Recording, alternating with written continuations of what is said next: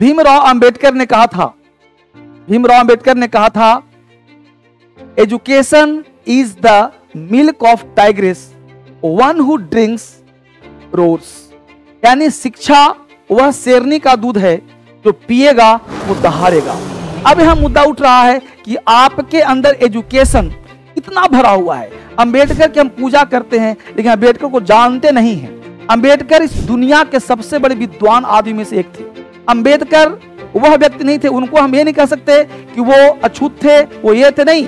उनको आप विद्वान यानी पंडित से बड़ा थे वो, यानी विद्वान व्यक्ति थे। और विद्वान व्यक्ति क्या थे? उन्होंने शेरनी का दूध पिया था। शेरनी मतलब रियल शेरनी नहीं, एजुकेशन का शेरनी का, यानी एजुकेशन उन्हें प्राप्त किया था। और इसको उनके लिए स्पेशल जो है अमेरिका के जो प्रेसिडेंट थे, स्पेशल लेटर लिखे थे इंडिया को, यह आदमी बहुत ब्रिलियंट है, इसको स्पेशल काम दिया जाए।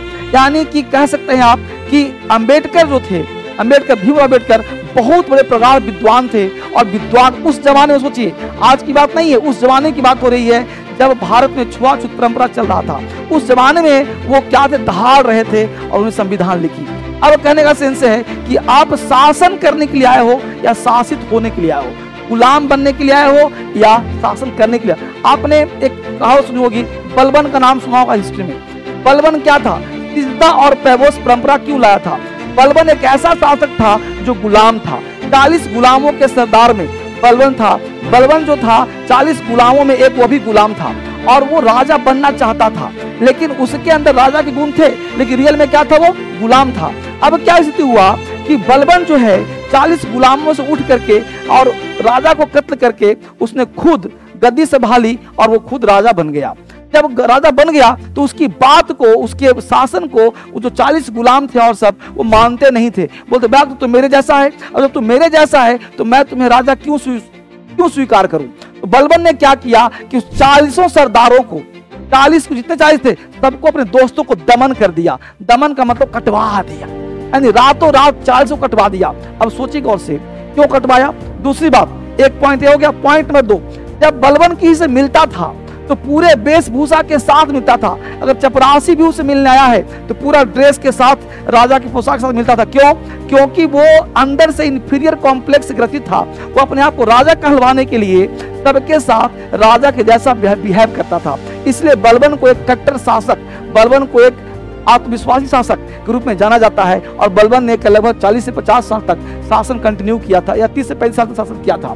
अब मुद्दा यह नहीं कि शासन कितने दिन किया, मुद्दा यह है कि बलबन राजा बनने के लिए पैदा हुआ था। आपने बलबन का नाम नहीं सुना होगा तो आपने बहुत सारा चीज, मगध में घनानंद के साथ सुना होगा आपने। घनानंद में कौन था भाई? तो घनानंद एक क्रूएल शासक था, जिसमें आप देखो चंद्रगुप्त मौर्य घनानंद को मार के यदि बैठता है। और घनानंद भी जो है देखा जाए तो वो शासक के गुण उसके अंदर नहीं थे, लेकिन चंद्रगुप्त मौर्य जो था उसके अंदर राजा गुण पैदा किया गया। चाणक्य ने चंद्रगुप्त मौर्य को राजा बनने के लिए बनाया। मैं कहना क्या चाहता हूं वो समझिए। आप खुद को देखिए कि आपके अंदर क्या हर तरह के क्वालिटीज हैं।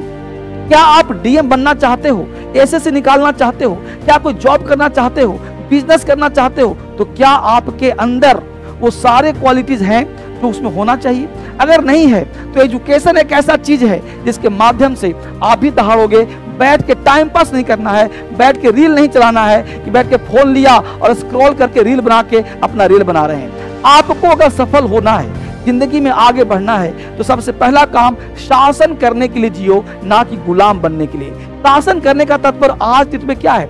आज की डेट में आपको शासन का मतलब होगा कि आप अपने आप को ऐसा बना लें, आप अपने आप को ऐसा स्ट्रॉन्ग कर लें कि आपको कोई हराने का प्रयास न करे। एक सलाह दूंगा आपको कि इंग्लिश आपका स्ट्रॉन्ग होना चाहिए। इंग्लिश में कहीं भी दिक्कत हो, इंग्लिश में कोई प्रॉब्लम हो, तो डीएसएल इंग्लिश, 2 प्लेटफॉर्म का नाम बता रहा हूं, एक डीएसएल इंग्लिश और एक डीएसएल क्रांतिकारी ऐप। ये 2 ऐप का नाम बता रहा हूं। इस 2 ऐप पर हजारों बच्चों ने इंग्लिश सीखा है। अब आपका नंबर है, देर नहीं करो। इंग्लिश वह शेरनी का दूध है, अगर एक बार सीख लिया तो दहाड़ोगे। आपका पर्सनालिटी, आपका कॉन्फिडेंस, आत्मविश्वास अपने आप बढ़ जाएगा। और डीएसएल के बुक्स भी बहुत इंपॉर्टेंट होते हैं, तो इसे जरूर पढ़िएगा और लोगों को रिकमेंड करिएगा। मिलते हैं आपसे फिर से एक नए वीडियो में, नए क्लास में।